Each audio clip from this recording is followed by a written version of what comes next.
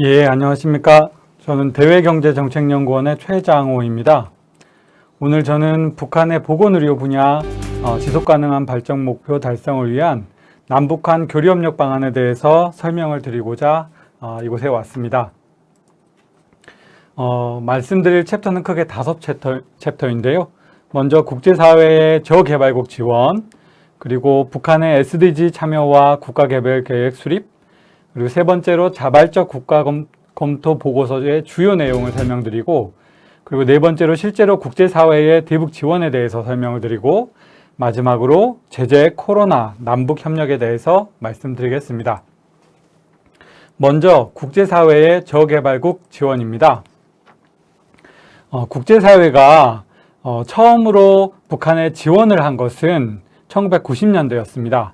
남북이 서로 상호 지원을 하기 시작한 것은 1980년이었지만 국제사회가 북한에 지원을 한 것은 1990년입니다.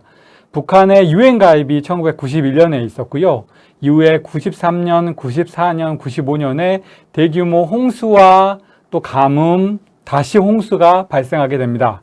이에 따라서 북한이 유엔에 긴급 구호 요청을 공식적으로 하게 됐고요. 그것을 계기로 국제사회의 대북 지원이 시작되었습니다. 유엔이 주도하고 있는 유엔 인도주의 업무조정국, 통칭 이제 유엔 오차라고 부르는데요. 유엔 오차가 주도가 되어서 유엔 기구 간 공동 지원 호소를 하였고, 이후에 대북 지원을 이어가게 됩니다. 문제는 2000년을 전후해서 북한이 1990년대 고난의 행군기를 극복을 하고 경제 상황이 나아지게 됩니다.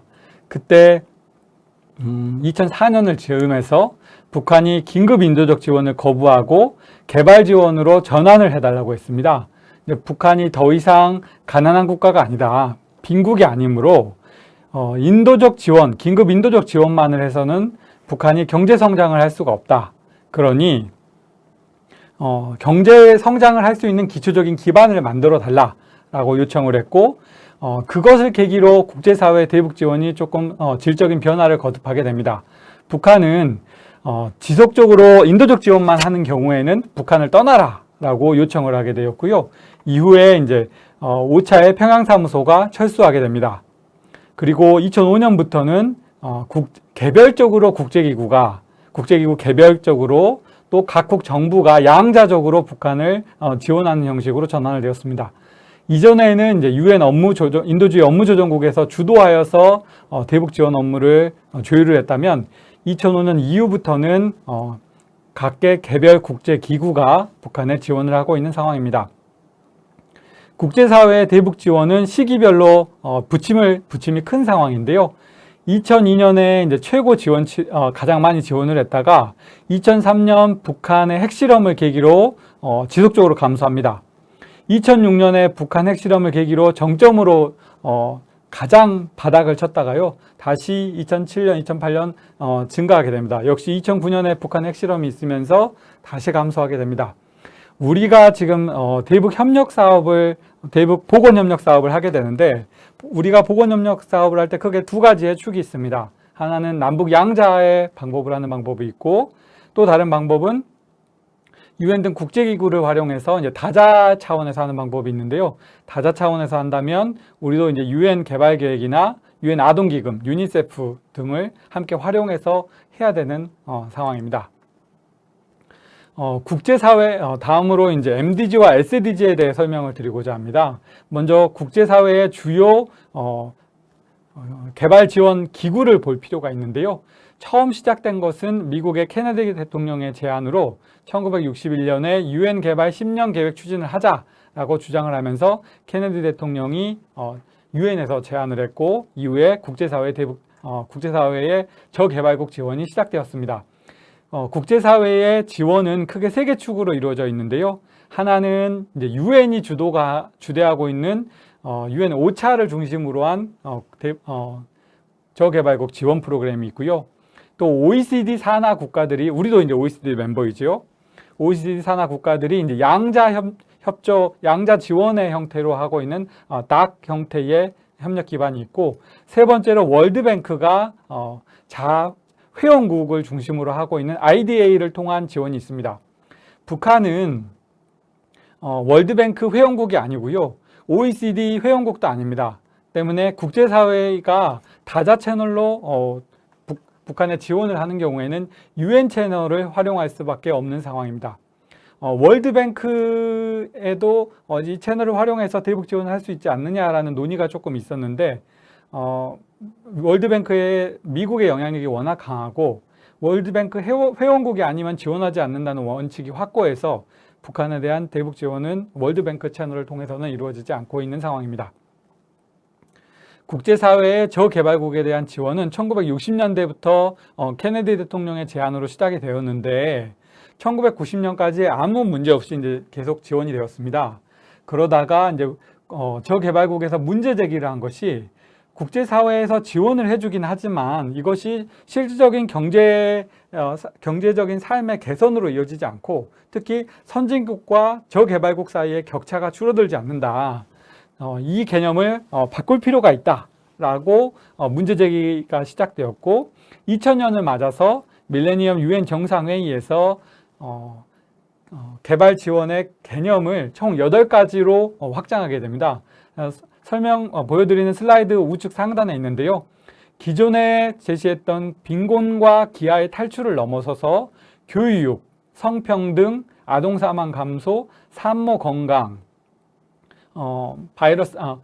에이즈나 말라리아 등 질병 퇴치, 지속가능한 환경, 그 다음에 국제적 협력관계 구축 등의 이 8가지 축으로 개념을 확장하게 됩니다. 그러던 것이 2015년을 맞아서 이제 저개발국이 국제사회의 지원을 조금만 받으면 이후에 스스로 지속가능한 성장을 할 수 있도록 만들자라고 하면서 MDG의 개념을 새롭게 17가지로 확장을 해서 Sustainable Development Goals라는 SDG의 17가지 목표를 수립하게 됩니다. 이 17가지의 개념은 사회의 전 분야를 아우르고 있는데요. 북한의 경우에는 이 SDG가 북한의 경제 성장과 크게 이견을 보이지 않는다. 또 북한이 많은 강점을 보일 수 있는 17가지 목표 중에 북한이 강점을 보일 수 있는 여러 가지 목표가 있으니 북한이 이에 적극적으로 참여하겠다라는 입장을 보이고 있는 상황입니다. 다음으로 북한의 SDG 참여와 국가개발계획 수립에 대해서 말씀을 드리겠습니다. 앞에서도 말씀을 드렸는데요. 북한은 우선 MDG를 중심으로 참여를 했습니다. 2000년에 고난의 행군이 종식이 되면서 북한의 경제 상황이 개선되었고 이제 새로운 경제 발전 전략을 모색하고 있는 상황이었습니다. 이 상황에서 북한 내부에서 북한도 정상국가로서 또 보통국가로서 국제사회와 협력하고자 하는 정책 수요가 존재하였기 때문에 북한 수뇌부의 판단 하에 MDG에 적극적으로 참여를 해서 이걸 받아들이겠다라는 정책 방향이 선 것으로 보입니다. 이후에 이제 북한이 적극적으로 MDG에 더 나아가서 2015년부터는 SDG에 참여를 하고 있습니다.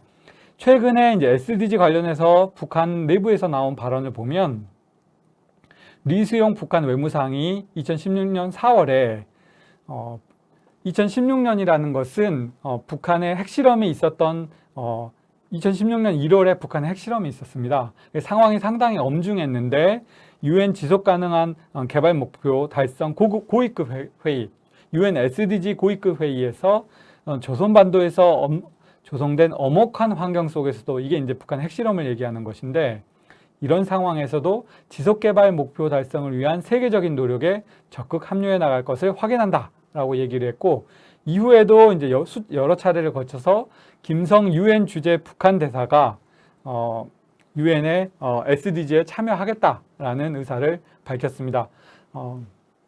이게 왜 중요하냐면 그동안 북한은 국제사회와 고립돼서 사회주의 나름의 경제성장 전략을 펴고 있는 것으로 보았는데 기존에 이제 고립된 어떤 경제정책을 넘어서서 국제사회의 담론을 받아들이고 그것을 기반으로 경제성장을 하겠다라는 새로운 관점이 제시가 되었기 때문에 새로운 것입니다.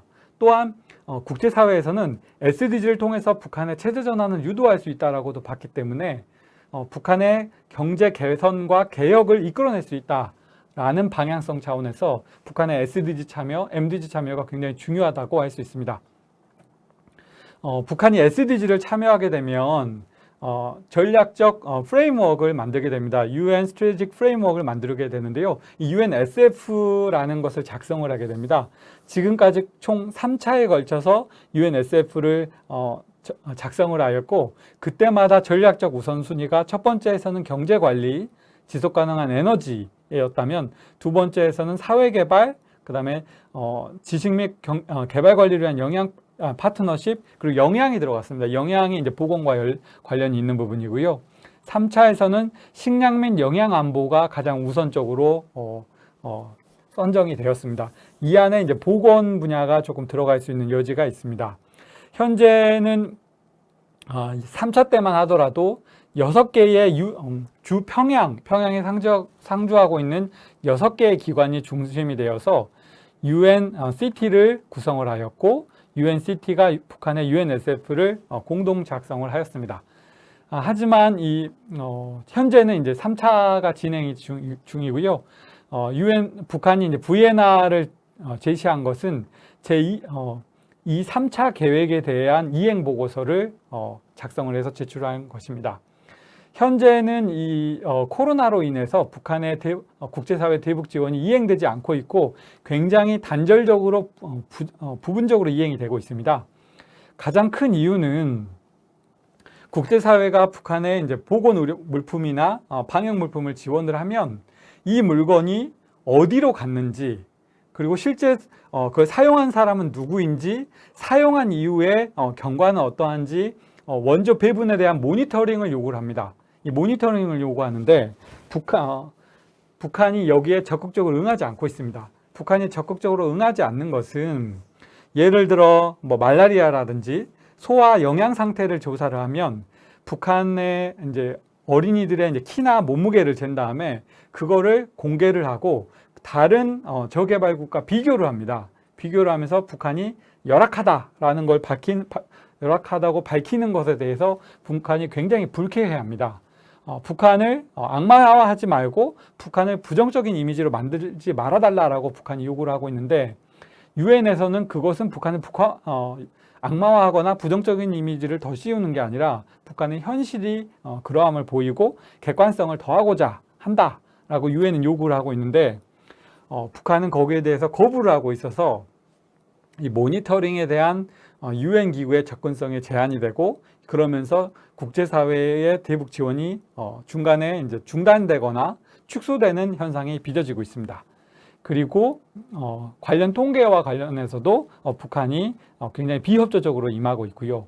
결국 북한에서는 대북 지원을 할 때 물자를 갖다 주면, 그리고 간단한 기술 교육만 해주면 자기들이 스스로 하겠다.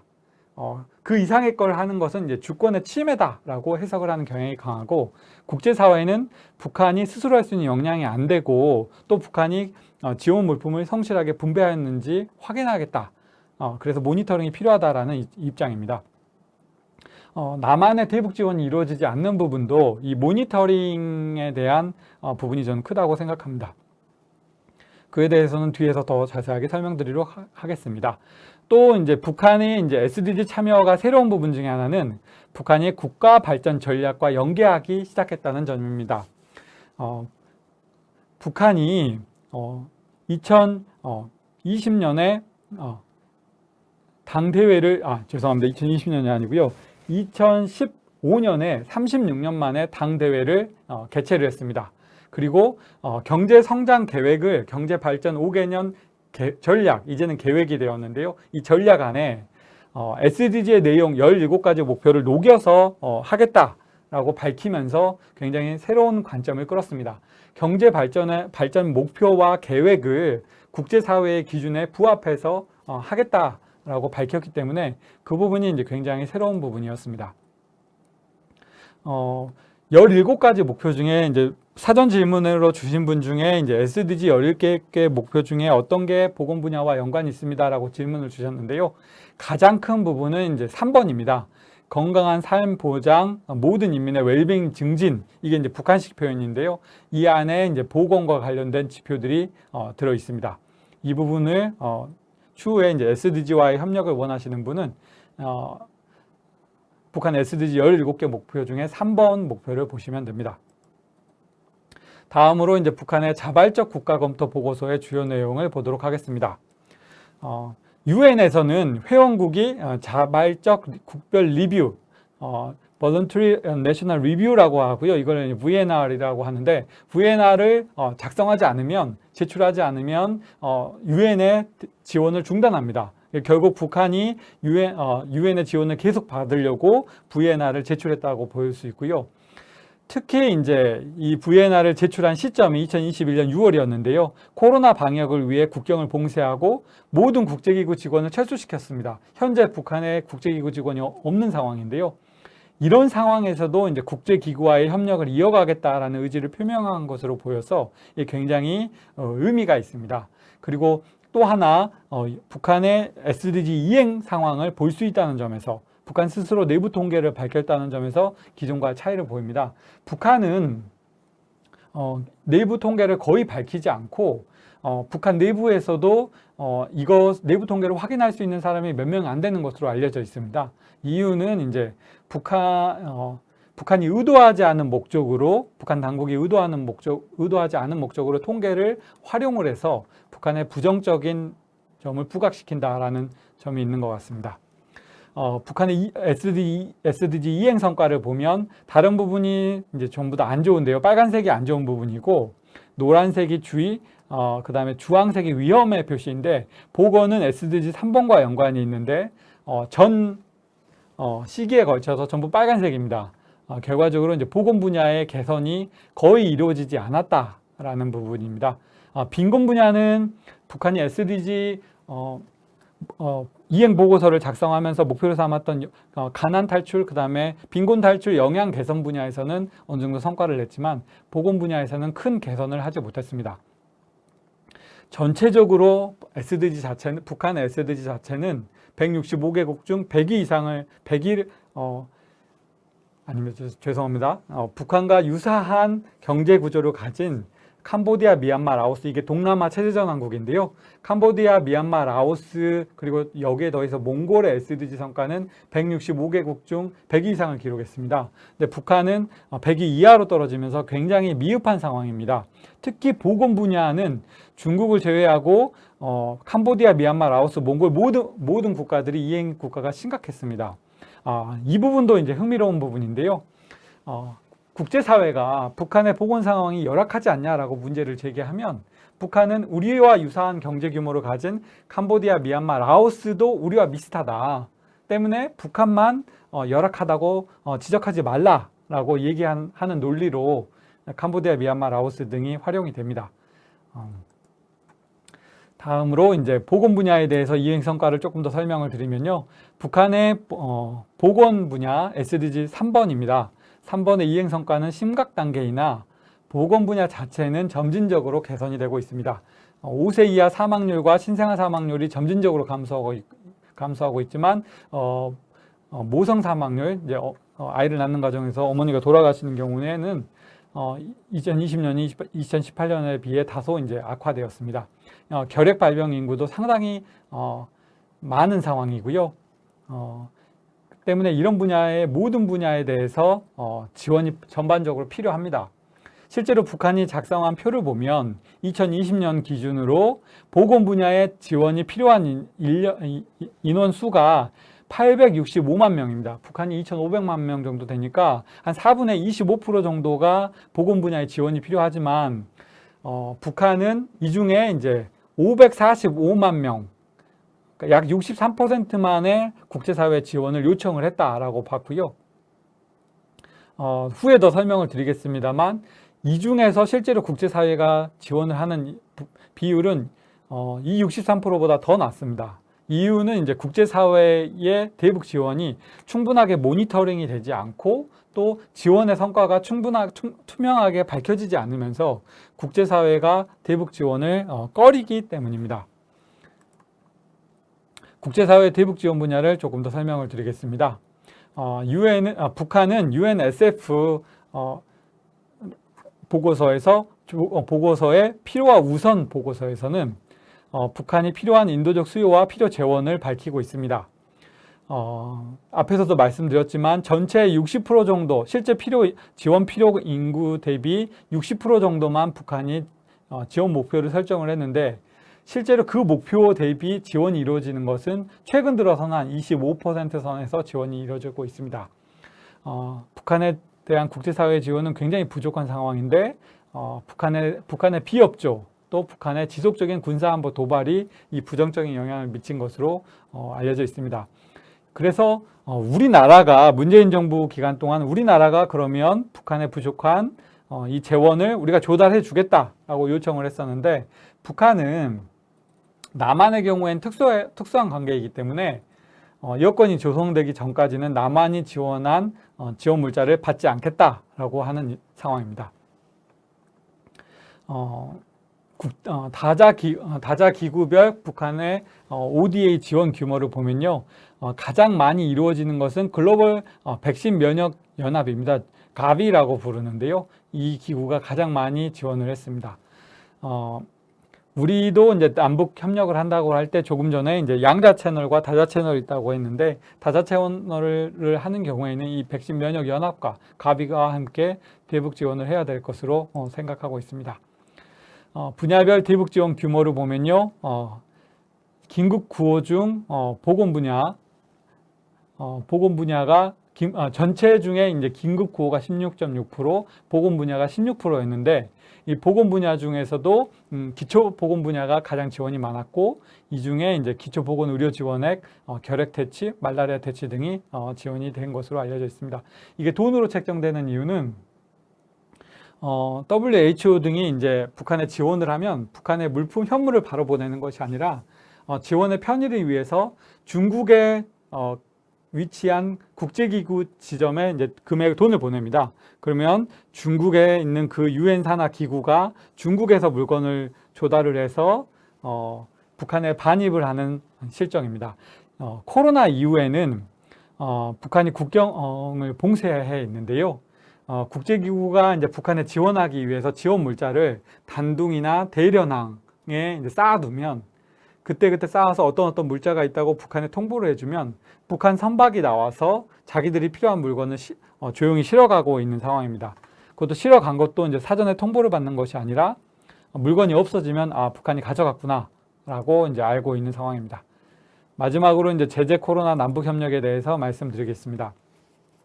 우리가 이제 북한과 보건 협력을 하기 위해서는 북한의 코로나 상황이 해결이 돼야 됩니다.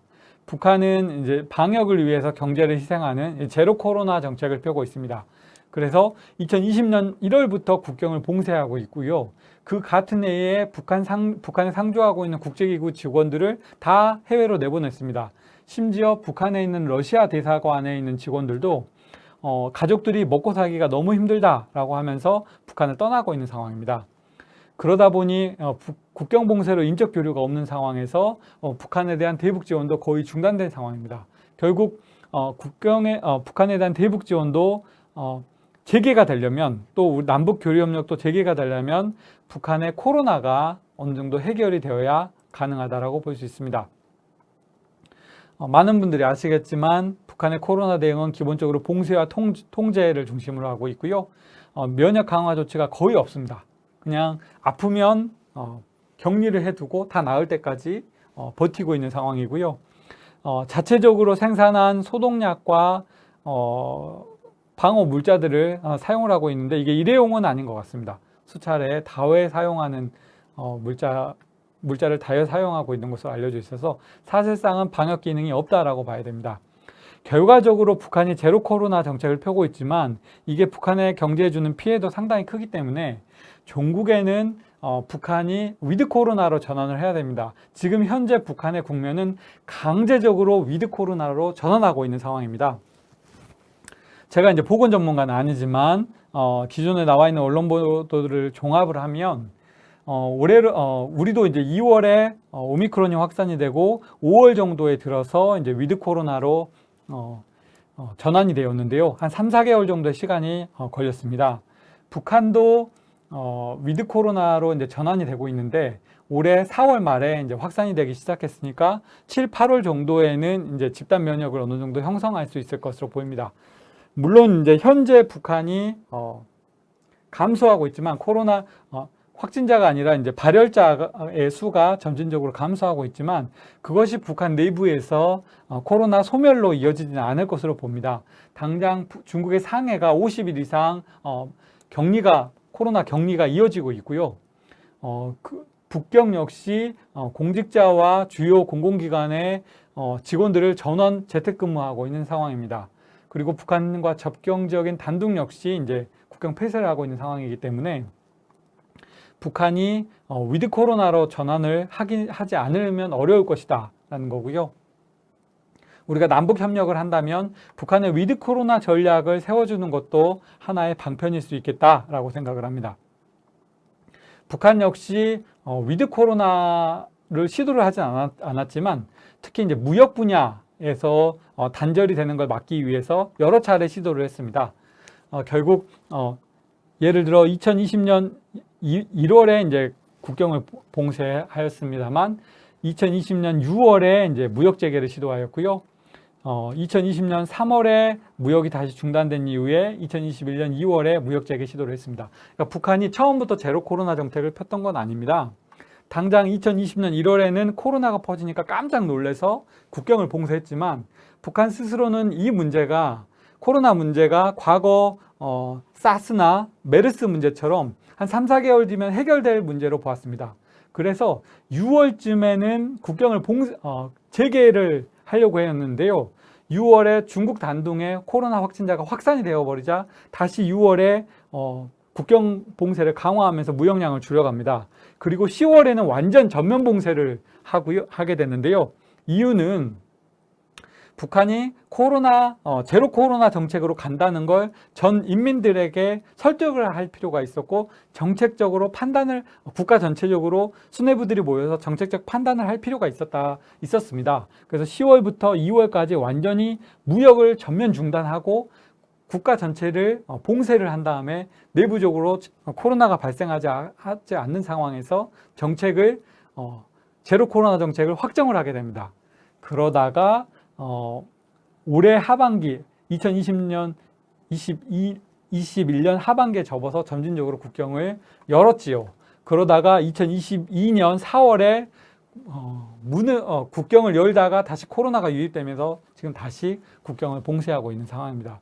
결과적으로 북한의 이제 코로나 방역 능력은 굉장히 열악했고 스스로 수차례에 걸쳐서 문을 열고 국제사회와 협력을 하려고 했지만 다시 코로나가 퍼지면서 어려움을 겪고 있는 상황입니다. 북한은 현재 이제 강제로 위드 코로나 전환을 하고 있는 상황인데요. 그럼에도 불구하고 북한이 정책적으로 제로 코로나를 포기할 수 있는 시점은 내년 4월 이후가 될 것으로 봅니다. 먼저 중국이 위드 코로나 정책을 포기를 해야 됩니다. 중국이 위드 코로나 정책을 포기하지 않는 상태에서 북한이 위드 코로나 정책을 위드 코로나 정책을 시행을 해버리면 북한이 경제가 굉장히 어려움을 겪게 될 수 있습니다. 예를 들어 중국은 제로 코로나 정책을 계속 펴고 있는데요. 북한이 위드 코로나를 선언해서 북한에 코로나가 확산돼 버리면 북한이 중국에 수입이나 수출을 하기 어려워집니다. 왜냐하면 중국이 북한발 코로나가 중국으로 유입되는 걸 막기 위해서 국경을 강화할 게 상당히 가능성이 높기 때문에 결국 중국이 위드 코로나 정책을 펴야 북한이 위드 코로나 정책을 펼 수 있습니다. 하지만 중국의 위드 코로나 정책 전환은 시진핑 주석의 3연임이 결정되는 올해 10월 당대회 그리고 이후에 이제 내각이 재구성되는 내년 4월 양해가 되어야 중국이 어느 정도 위드 코로나로 전환을 하지 않겠냐라는 전문가들 전환이 많기 때문에 중국의 위드 코로나 전환이 예정되어 있는 내년 4월 이후가 되어야 북한도 위드 코로나 정책을 펼 것으로 보이고 그 이후에야 남북 협력이 이루어질 것으로 보여집니다.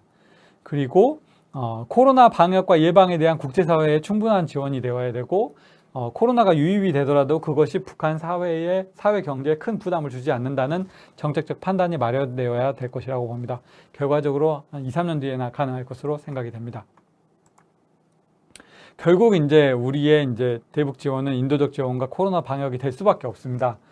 당장은 남북이 상황이 어려운 상황이고 북한이 비핵화 협상에 이슈가 있기 때문에 인도적 지원을 매개로 해서 비핵화 협상에서 협상의 열위를 갖는 거에 대해서 북한이 거부를 하고 있는 상황입니다.